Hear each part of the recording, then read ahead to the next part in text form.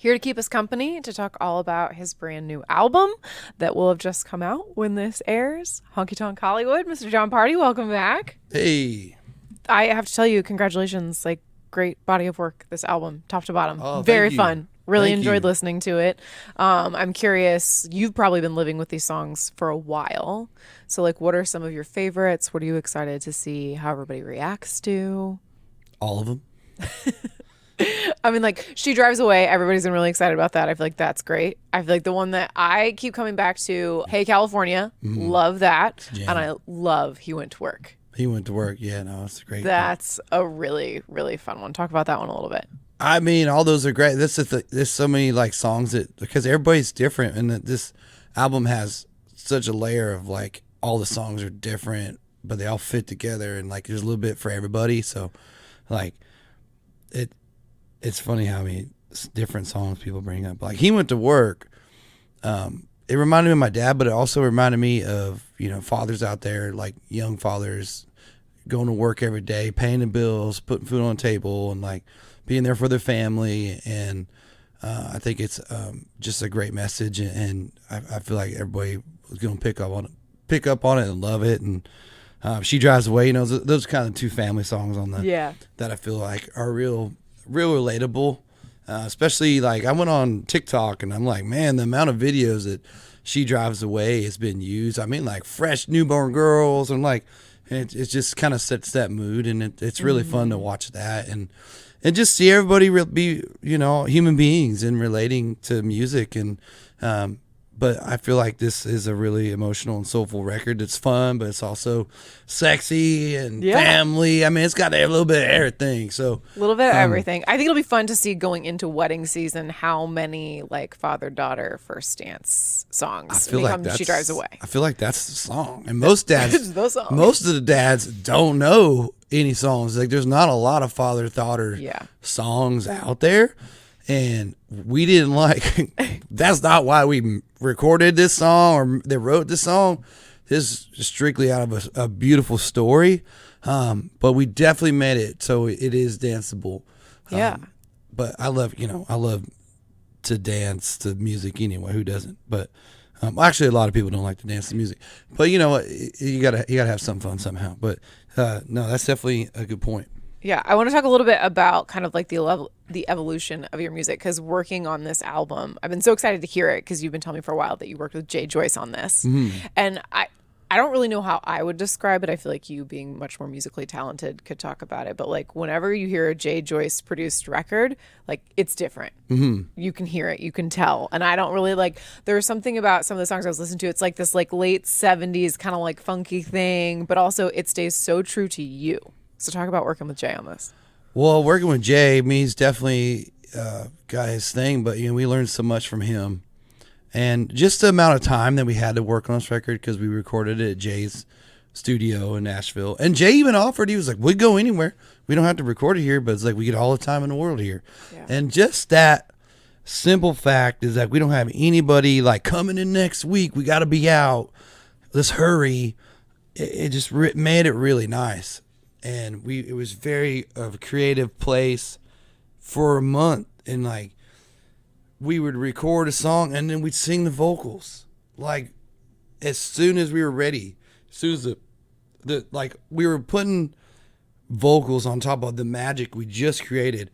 And I feel like this album sets me apart from the other records just from the vocal performances alone on the record. Like my voice sounds different. And it's not in like a tuned way. It's just like in a mofo singing. Like, and I don't know what maybe it was because we were there. Maybe because it was new. Maybe I was trying to prove to Jay I'm a singer. Like I don't know what it was, but like it's really well recorded and sung and played, and there's two worlds colliding. It's like. For me, it sounds like a Jay record that he hasn't done before. Yeah. But he's there, but it's like these two worlds coming together. Because, he actually, you can go and listen to my records, and I'm not saying he did, but like he probably was like, all right, I get it. We can do this and bring it together. And like, it's everything's big. Yeah, it's a big sound. Big sound and just really a fun. rock, country, and soul. And I get a lot of like, it's like, for me, it's like that Hollywood vibe of this is the West Coast 70s country, from your Fleetwood Macs, the Eagles, down to just like straight up George Jones country on like Nice Place to Visit, like just straight up. But it's also Ray Charles at the same time. There's so much elements, and at the same time, all these acts and stuff from the past, it's fresh. Yes. Like it's very like new country. So without all the hip hop beats and the trap beats and the boom, boom, boom, boom, boom, boom, boom, boom. You know, I don't know. I'm just making noises right now, but like, No, but I agree with you. Like, it's such a big sound. It really sounds like very cohesive, and I love seeing how excited you are about it. I'm been excited about it. We've been done since July 24. Okay, so when they sent like over the like early streaming link to listen to it, like some of the like titles of the songs have the date 7/24 on it, and I was like, has this been done since last summer? It's been done since last summer. Let me tell you, this has been a test of patience, and it's not my record label fault. It's not Capitol Records' fault, but it is Capitol Records' fault. And you know, 24 is an election year, and it's just a lot. There's a lot of, you know, just we wanted it to have. I like to make the excuse that it was so good that we wanted to have no interference. So, but they tried to put June. They were like, all right, June. I'm like, you know what? You can just step out the damn door right now and go back with a different idea. Because we wanted March. We wanted like right now. But so we got April 11th. Yeah, a compromise, which is great. But That's I'm sure, good. like, you know, the thing is like you have this album for a year. You're probably already like I was halfway through ready the next in project. October Yeah. to get it out. And yeah, it feels weird writing for a new record when your new record isn't even out. Yeah, exactly. Talk about naming this album Honkytonk Hollywood and why you felt like you wanted to call it that. Well, I mean, we've had Honkytonk. I've had Honkytonk Hollywood on hold because Bart wrote it and Benji, who also Benji wrote Mr. Saturday Night. And it was, you know, it's like screams summer. My wife, like it screams like Blue Eye, Blue Jean Baby, California Crazy. You know, fell in love with a singer in a band, and it's like a rock and roll country kind of song. It's got a 70s thing to it, you know, like you're saying, like, but the just the title alone screams album title. And when I hear Honky Tonk Hollywood, I think of, you know, Nashville. I've had many people. So what do you think about Hollywood? I was like, this is not the Hollywood you think about. This is boots and rhinestones and glitz and glamour, and every artist has got a bar downtown, and TV and film and the music business and like 5-star hotels. I mean, how many fancy restaurants does Nashville have now? So many. Like, we are spoiled. Like, this is the new booming town, and it's all a bunch of glamorous rednecks. Honky Tonk Hollywood. So I was like, it screamed to me like that has to be the record title. And I've, you know, I A&R'd this record myself. I made the decision to reach out to Jay to go to a different record, and Tom Petty helped that because I saw at the time I was really like, what do I do with the next record? Like, what can I do? Like, thinking, you know, and I was like, I really want to make a Jay record. And it was just Jay came up, and Tom Petty, they just released, like last year, just released the Wildflowers documentary. And it was like hidden footage, but it was just like old footage from when they did the record with Rick Rubin.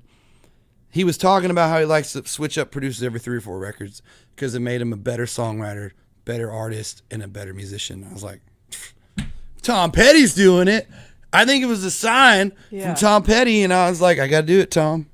Called Jay like that later that week, and he had opened the same time that I had opened, and it was like meant to be. Serendipity.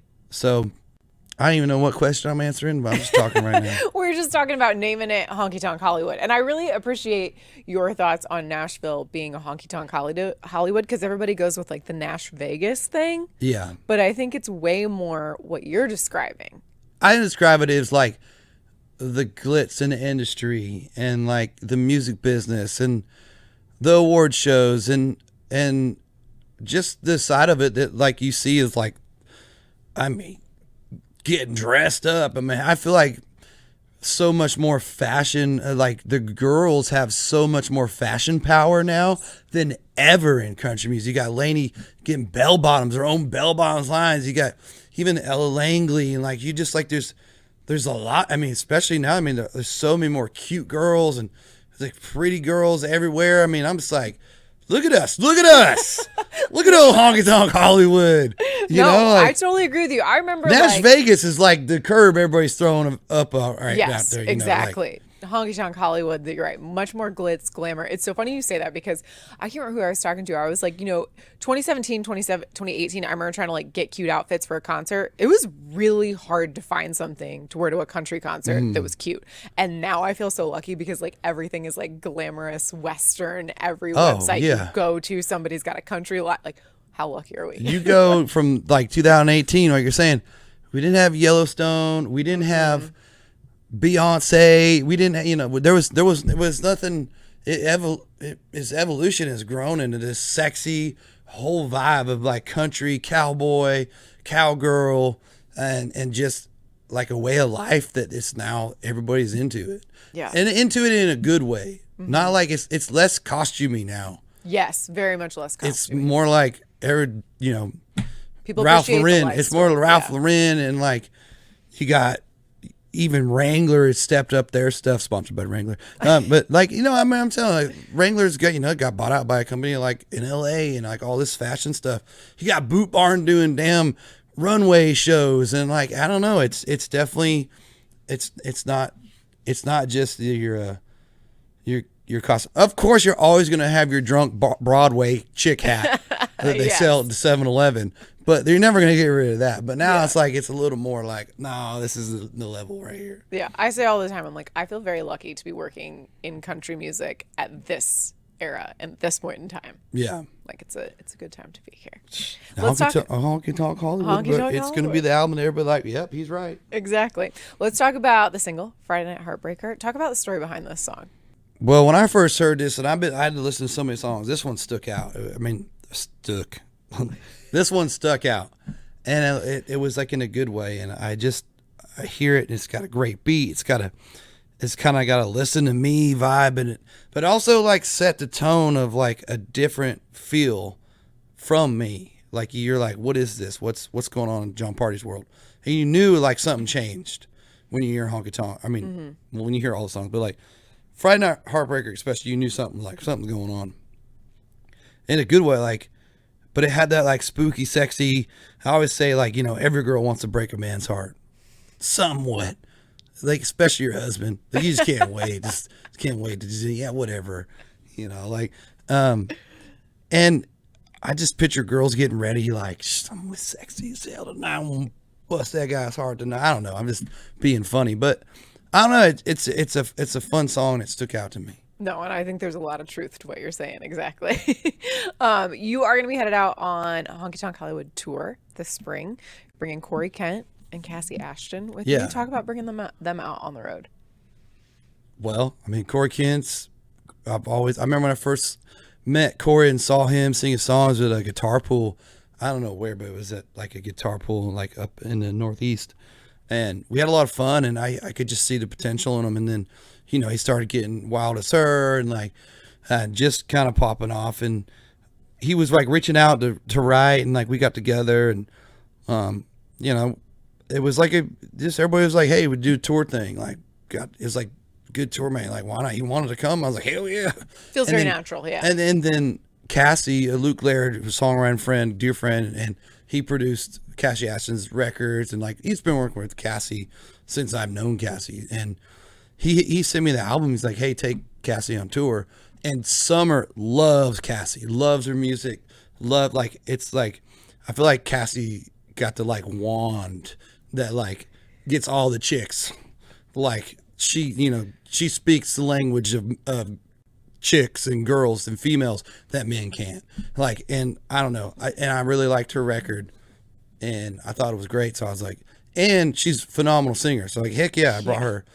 And I'm hoping I'm getting like, every girl I brought on tour, from Haley Witters to Lainey's now like crazy. And then Ella, look at Ella. She's like, subscribed. I was like, well, get ready. Hopefully Cassidy's the next, you know. And didn't you just like see, I swear I saw a video of you talking about like, didn't you meet Ella like in a lobby somewhere? She was like playing songs and you were like, who's this girl? Like, isn't there some crazy story to that?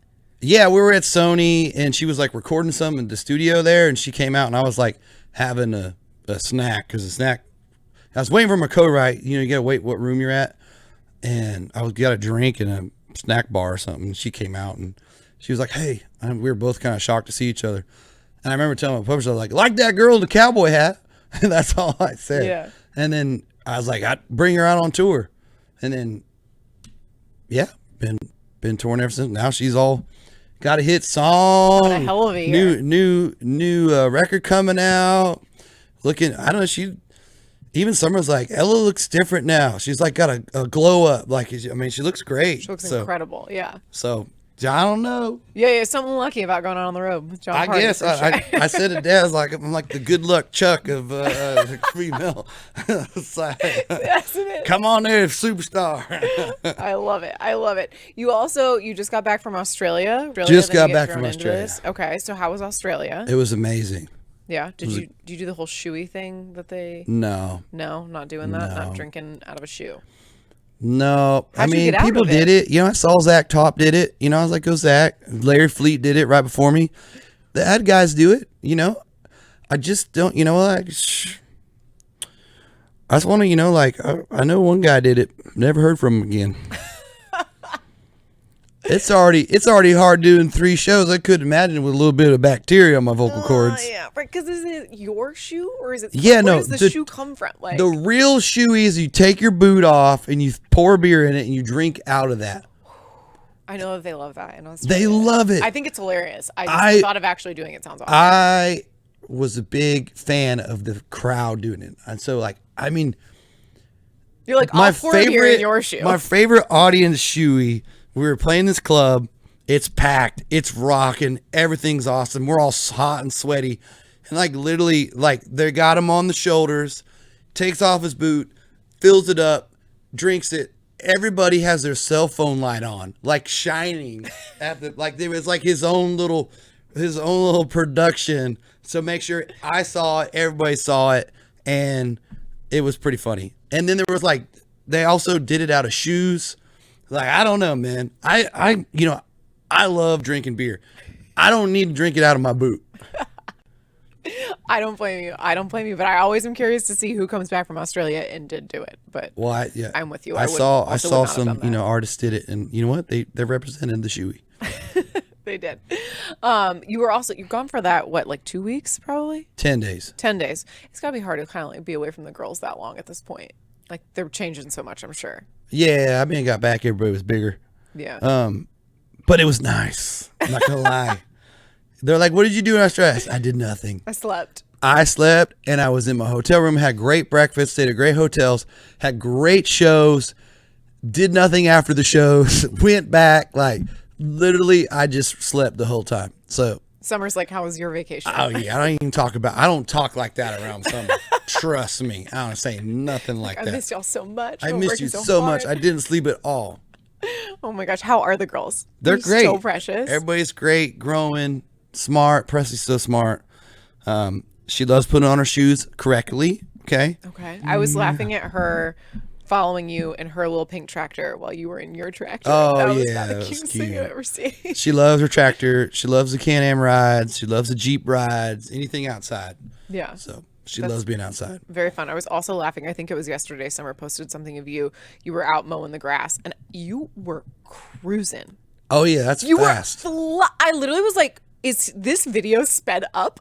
No, the new mowers are so fast, and they cut with the speed. So like. Normally, if you're going that fast, your grass will look like crap. But this thing is just, and the grass ain't too thick right now, so it could really handle. I was just like, yeah. I also love that you're doing it yourself. Like I figured, like you. Well, I have a yard guy, but I was like, first mow.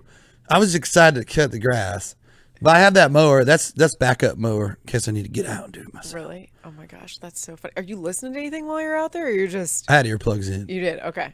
You know when you don't, it's like the first mow, it's like you don't put music in, you listen to that engine.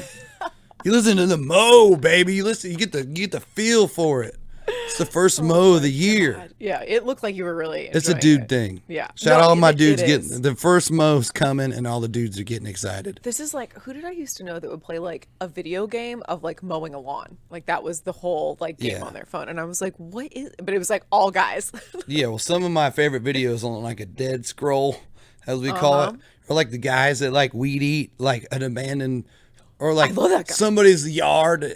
Guy's got a broken Yes. leg, or he's got one leg and he can't really do yard work, and his yard is just overgrown, and he comes in and saves the day, and you see the whole thing. It's incredible. And it's like that's social media crack right there. That's what is on you. That's what like side of TikTok. What do they say? That's what you're on is like yard cleaning. Yeah, I mean, it's like that meme of like the cartoon, like of the guy and girl sitting, laying down next to each other, and like what she thinks I'm looking Yeah. at. It's like some hot girl, and then a guy's looking at like a car, or a guy mowing the lawns.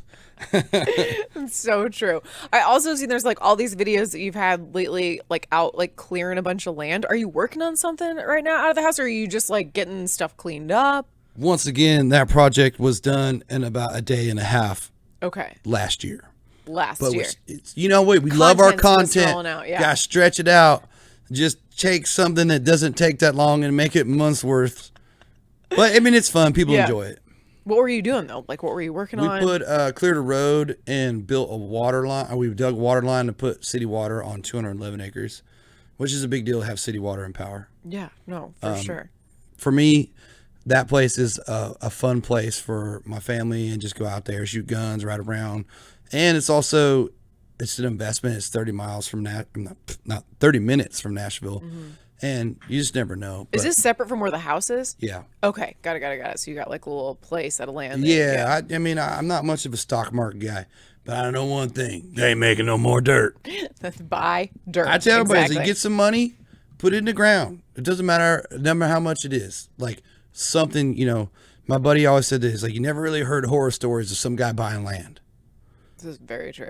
unless it's haunted, which could be a thing. And it'd be Right? a true But horror I feel story. like in Nashville, even if it's haunted, it doesn't matter. Like Oh yeah, you got a haunted It's a good house, investment. they don't care. They're going to burn it down.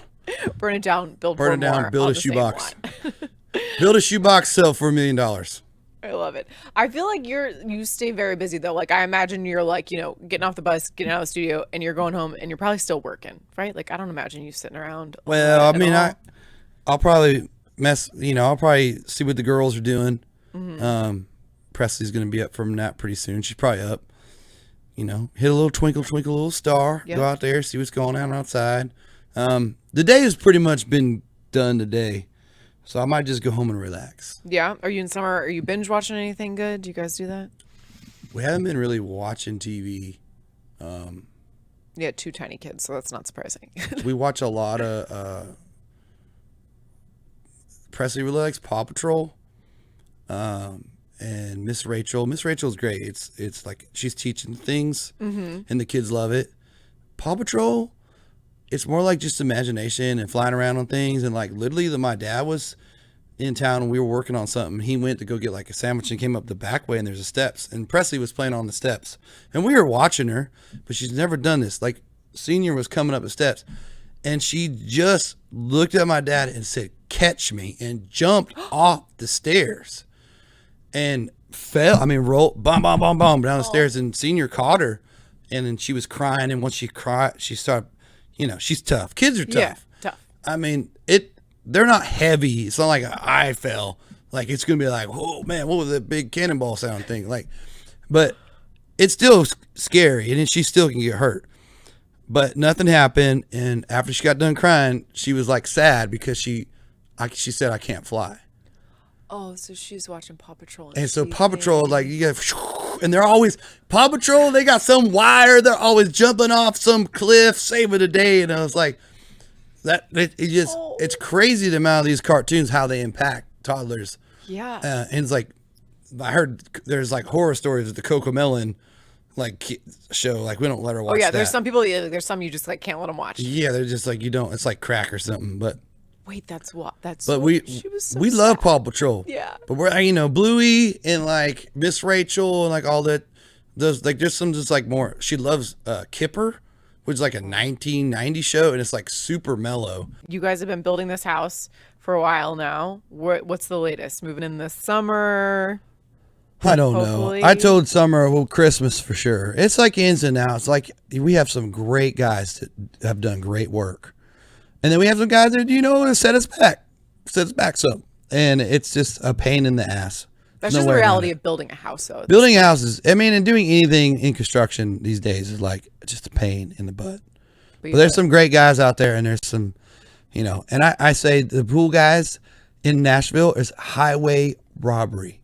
Like literally the pure insulting fact that they would try to charge me $800,000 for a backyard experience. That's what they do. No, it's an experience. It's like, I am not spending $800,000. Thank you for the video game you built us. And it's like, you walk in, it's like a hotel. I was like, what am I going to do? Charge a day pass for this thing? That's insane. Literally, you're charging me $800,000. That is a house. It's crazy. It really is. And that's on the low end of what I've heard some people get quoted. That's on the low end in Nashville. You're like, I got a backup. I can dig a hole, pour some concrete in it. And they're like, well, it's not California prices. Everybody's got a pool. I was like, I don't know. I think one day we're going to know somebody and go to his house. It can be a huge mansion. And you ask him what he did. He said, I installed pools in Nashville. My friend built his pool, and it's an infinity pool, and it is huge. And he did it for $35,000. Which is still kind of a lot for a pool. Right? 2025. My business manager said she had a client. It was $105,000 for a drop-in fiberglass pool. For a drop-in. I'm telling you, the pool guys, if all my pool builders right there, move to Nashville. If you know how to do a pool, move to Nashville. You will be a millionaire in no time. In no time at all. No time. They're robbing people. Well, listen, I hope that you get a nice pool and that the house is done soon and you can enjoy it. But yeah, I think anybody who's built a house or had a pool recently can commiserate with what you're going backyard full of grass is just as luxurious as a nice pool. Yes, it is. 1,000%. Jon, thank you for coming in. Thank you for talking about this album and sharing all these things about your life. I always appreciate it. The album's amazing. I love listening to it. I'm excited for everybody to hear it. Oh, no, I'm so excited.